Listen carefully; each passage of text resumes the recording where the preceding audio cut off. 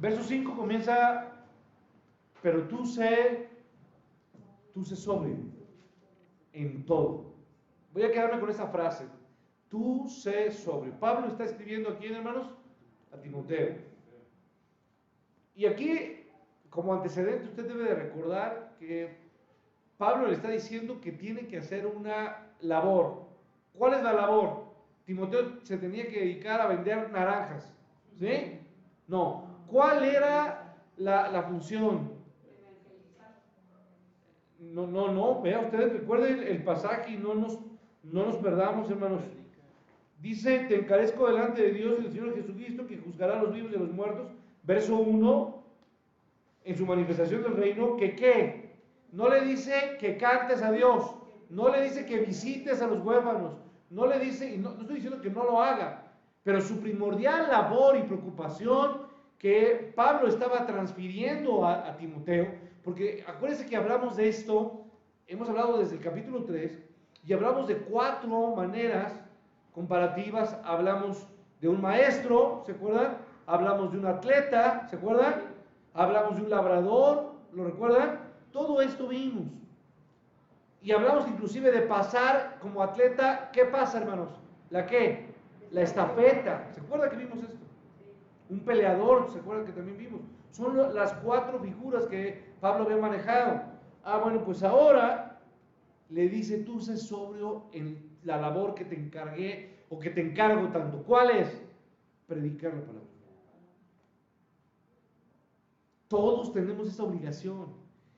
La labor de la predicación de la palabra no es una labor exclusiva y única del pastor o del maestro de escuela dominical.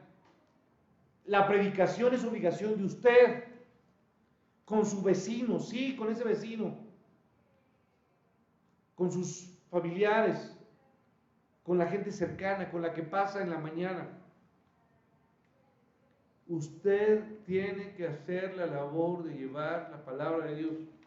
Compañeros de escuela, compañeros de trabajo, es una labor que debe ser nuestra prioridad. Y esta expresión, sé sobrio, yo quiero recordarle que en este corto pasaje del capítulo 4 es el 6º imperativo. ¿Qué es un imperativo, hermanos? ¿Qué es imperativo? Los que estudian, ellos están más familiarizados que nosotros. Un imperativo, ¿qué es, hermanos? Una instrucción. Es una orden, ¿sí o no? Aquí le dice, tú sé ¿qué? Sobrio. Esto no le está diciendo si puedes. En la manera que puedas, no seas malito. Trata de ser sobrio. Inténtalo. No. Sé sobrio. Debes de serlo. Repito, es el 6º imperativo de este pasaje. La traducción, si nos vamos al pasaje original en el griego, es la traducción de la palabra nefo, que nefo lo leo como ph porque la ph se lee como f, ¿sí? Entonces, este nefo significa literalmente, sé libre de qué, hermanos. ¿A qué se refiere? A bebidas, ¿qué, hermanos? Alcohólicas. Literalmente significa eso. Libérate o libre de las bebidas alcohólicas. Y aquí se usa de manera metafórica como dando por sentido. Cuando digo metafórica, es que no solamente, literalmente significa ser libre de bebidas alcohólicas, pero de una manera metafórica o como ejemplo, le está diciendo, lo que debes hacer, Timoteo, es que tú debes de ser sensato, tú debes de ser templado, tú debes de estar en control de tus facultades físicas. Eso significa ser sobrio. En el momento que tú no estás en control, que te vence, ¿sí? Que estás vulnerable físicamente, tú estás perdiendo, ¿qué, hermanos? Sobriedad. ¿Sí? Todo lo que te pueda eliminar o quitar capacidad física, eso te hace una persona no, ¿qué, hermanos? No sobria. Una persona, ¿por qué no se deja manejar a los alcohólicos? ¿Por qué está prohibido, hermano? ¿Por qué? Porque ya no tienen capacidad ni para distinguir, visual, auditiva, ¿me explico? Les puede dar sueño, no tienen capacidad de un reflejo, ¿sí? O sea, no es porque uno sea mala onda, porque a las autoridades se les ocurra. La gran parte de accidentes automovilísticos fatales es por causa de ¿qué, hermanos? De alguna adicción. Así, de sencillo. Entonces, aquí se refiere a esto, a ser sensato, templado, gracias, en control de sus facultades. Ahora, esto incluye la idea de ser estable, de ser inquebrantable y de ser decidido. ¿Sí? El predicador, escuche bien, sobrio, es como retoma Pablo la idea de aquel atleta. Yo me acuerdo que platicaba mucho, especialmente con Laura, y ella podía entender perfectamente a qué disciplina necesita ¿qué, hermanos? Un atleta. Pero le dije, a ver, hija, quizá tú sí vas todos los días, pero ¿sabes lo que es un atleta de alto rendimiento? Él entrena mínimo 8 horas al día. Mínimo. Él consume alimento que solamente puede consumir y no puede consumir otra cosa. Él duerme tantas horas y no debe de dormir ni menos ni más. Un atleta de alto rendimiento es eso, una persona sumamente, ¿qué, hermanos? Disciplinada. ¿Castiga su cuerpo? Lo castiga, lo forza. Los entrenamientos a veces son exhaustivos hasta que las piernas terminan, ¿qué, hermanos? Vencidas. ¿Sí? Eso no es ir 2 horitas, ¿me explico? Y aquí está, no, eso es irse a divertir. Un atleta de alto rendimiento es a una persona disciplinada en toda su persona, física, mental, ¿sí? Eso es lo que requiere mucho esfuerzo. Entonces Pablo aquí está diciendo, este ser sobrio es esta referencia al atleta que es diligente, porque usted debe de recordar que el atleta se abstiene, si uno se abstiene, Pablo lo decía en el capítulo 3, y corre no como a la aventura. No, el atleta cuando corre, desde que sale hasta ¿a dónde está viendo? A la meta. Y su mirada, ¿dónde está? Allí. No puede voltear a saludar, ¡ahí va mi mamá! ¿Me explico? No puede perder el tiempo en este tipo de niñerías. Tan solo voltear a otro lado le cuesta o una caída o perder la ventaja de otra persona. Así de sencillo. Su récord personal, su marca personal. Su mirada no puede perderla. Sus sentidos completos tienen que estar atentos a lo que escucha, a lo que ve, a lo que tiene aquí, lo que alcanza a ver a su alrededor. Corre, no como a la aventura, no golpea, dice, hablando del golpeador o del boxeador, Pablo dice, no golpea como golpes a dónde, hermanos, al aire. El que golpea, cuando golpea, tiene que saber dónde y en qué momento tiene que, ¿qué, hermanos? Que golpear. ¿Sí? Su cuerpo tiene que estar controlado y no el cuerpo por él, por su mente, y no el cuerpo tiene que controlarlo ¿a qué? A él. Una persona que está bajo algún asunto de adicción, el cuerpo lo controla, ¿sí o no, hermanos? Se deja llevar por lo que el cuerpo ¿qué? Quiere y no al revés. El corredor indica a su cuerpo cómo tiene que hacerlo. su mecánica, su forma de correr, de mover sus brazos.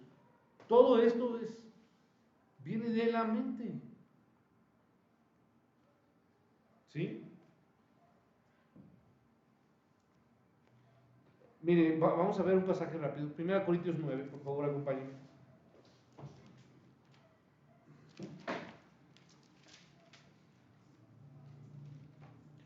En el final de este versículo, de ese capítulo, versos 25 al 27, Pablo escribe, primera carta a los Corintios, capítulo 9, todo aquel que lucha, ¿qué dice? Por favor, lo leemos. ¿Qué dice?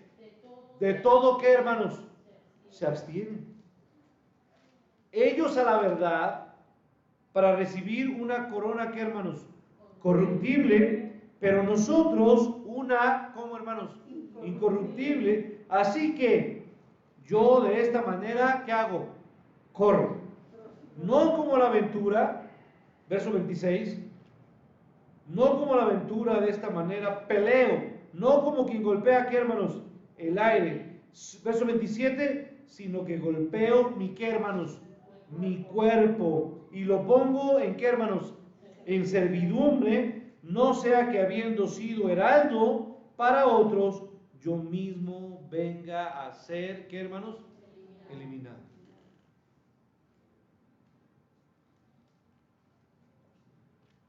Corro, golpeo y golpeo mi, ¿qué, hermanos? Mi cuerpo. Para ponerlo en, ¿qué, hermanos? En servidumbre. Ahora, hermano, yo quiero aquí señalar, atención aquí. Nuestro mundo es cambiante, ¿sí o no, hermanos? Volteamos hacia atrás y las cosas han cambiado en muchos sentidos. Hoy muchos hombres parecen mujeres, o son mujeres, y muchas mujeres parecen hombres. ¿Sí o no?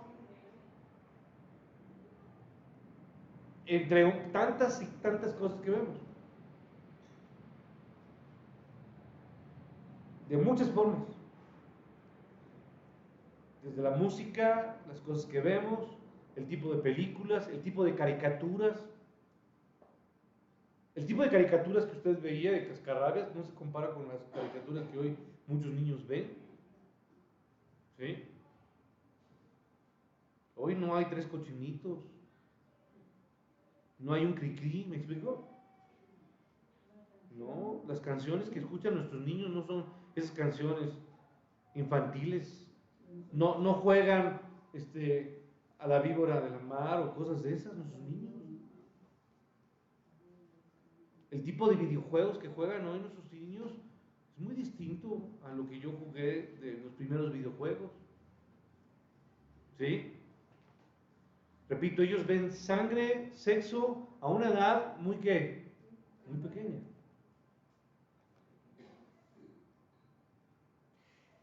Es un mundo cambiante, sí, y lamentablemente la iglesia se ha permeado y la misma iglesia muchas veces ha sido una iglesia cambiante.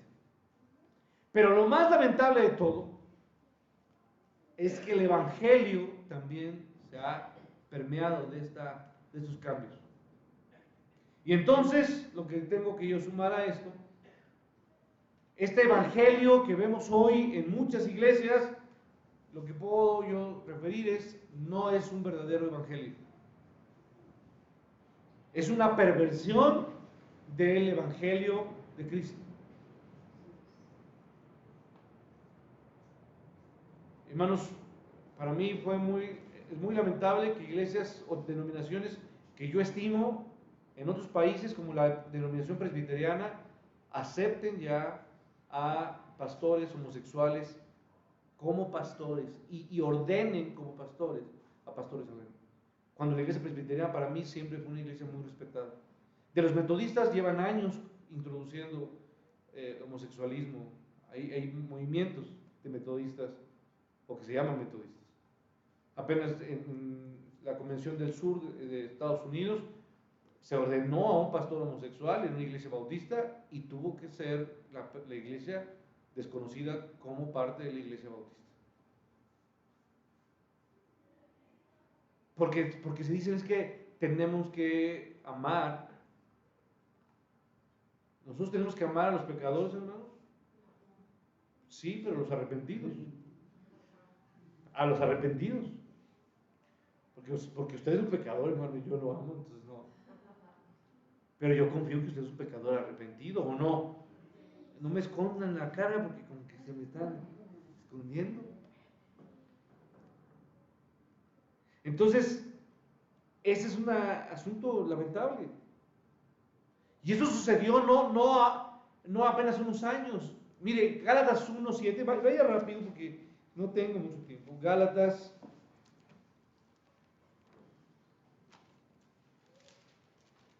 antes de Efesios, capítulo 1 de Gálatas, dice el texto, verso 6, estoy maravillado de que tan pronto os hayáis alejado del que os llamó por la gracia de Cristo para seguir un evangelio que, hermanos, diferente. Desde los tiempos de quién, hermanos, de Pablo. Y Pablo dice, es que estoy sorprendido, los acabo de ver, fui a ustedes, estuve con ustedes, se formó la iglesia, y qué poco tiempo, qué tan rápido fue que ustedes se dejaron, ¿qué, hermanos? Desviar por un evangelio, ¿qué, hermanos? Diferente.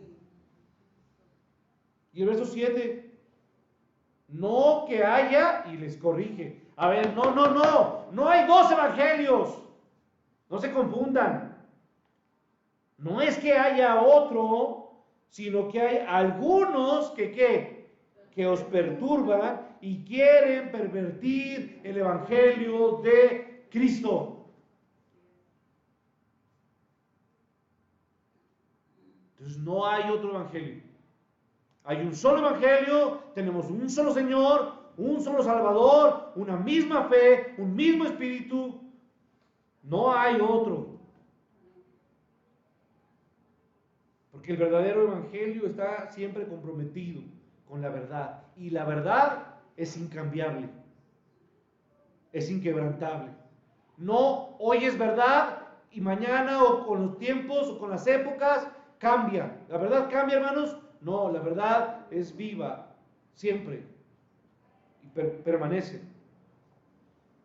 La verdad es incambiable porque nuestro Dios es un Dios que, hermanos, inmutable. No cambia. Entonces, nosotros que tengamos obligados a convertirnos en hombres, mujeres, adolescentes, jóvenes, que compartimos la palabra de Dios, que tenemos la tarea de predicar la palabra de Dios.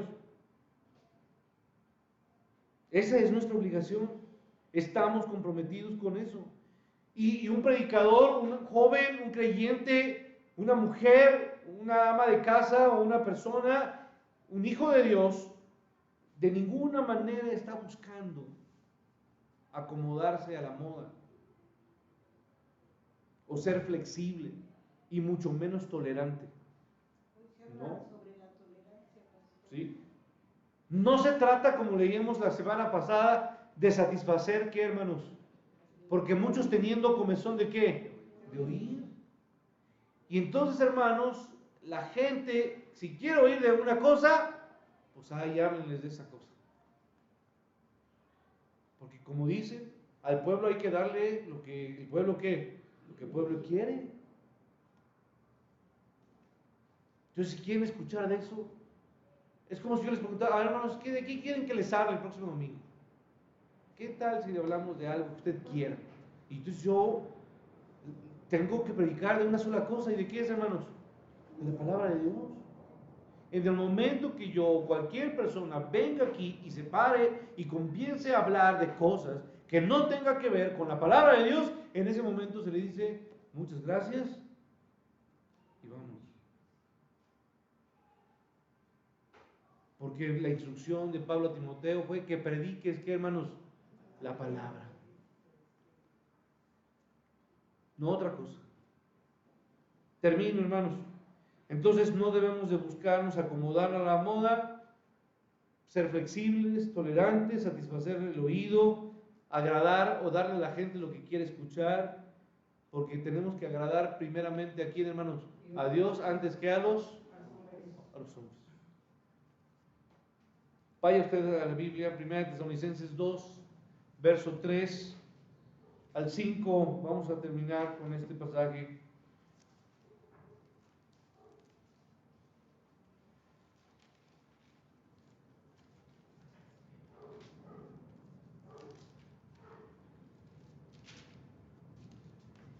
Capítulo 2 de Tesalonicenses, primera carta de Pablo a la iglesia de Tesalónica, verso 3 al verso 5, dice, porque nuestra exhortación no procedió de qué, hermanos, de error ni de impureza, ni fue por qué, hermanos, por engaño, sino que según fuimos aprobados por Dios, para que se nos confiase el que, hermanos, el evangelio. Así que hablamos no como para agradar a quién, hermanos, sino a quién, sino a Dios, que prueba nuestros corazones, porque nunca usamos de palabras lisonjeras, como sabéis, ni encubrimos avaricia. Dios es testigo.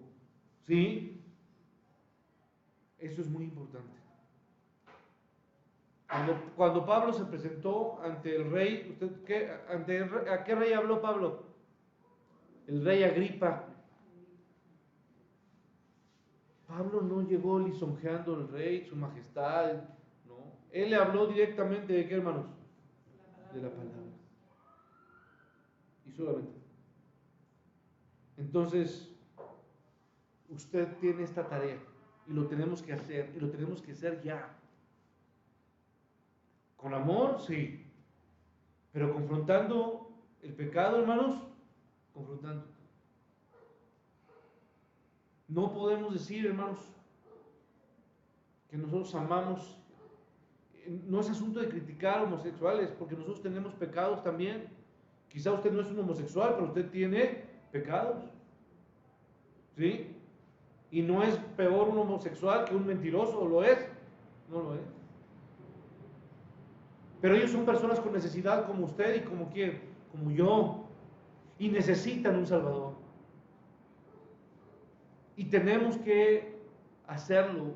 Yo le invito en este momento que ore porque usted tenga valor y tenga fuerza y tenga las palabras y Dios le ayude para hacer esta labor. Se acerca un tiempo hermoso de oportunidades, de invitar a personas. Tendremos actividades en nuestra iglesia. Tan solo el próximo domingo tenemos una actividad especial. Invite a un joven, yo le invito que ore usted por un joven, un adolescente. A lo mejor no puede venir, porque a lo mejor se trata de su sobrino que vive en Guadalajara. ¿Me explico? Y no puede venir. Pero usted está obligado a orar por quién? Por ese joven.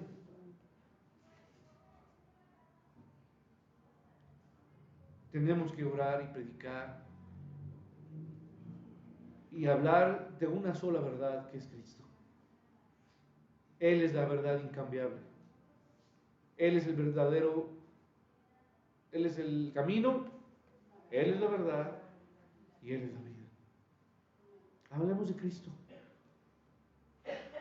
Nuestros sobrinos necesitan de Dios. Nuestros nietos, nuestros hijos. Tenemos que hablar con todo nuestro corazón. Señor, que tú uses nuestras vidas para predicar y que tú nos hagas ser sobrios, ser entendidos, ser sensatos, tener la templeza, la decisión, un corazón inquebrantable y decidido por hablar, por expresar tu amor y tu verdad y hablar de la necesidad de entregar, rendir nuestra vida, arrepentirnos del pecado. Yo te pido por esta iglesia que nos ayudes, por favor, Padre. En el nombre de Jesús te lo pido.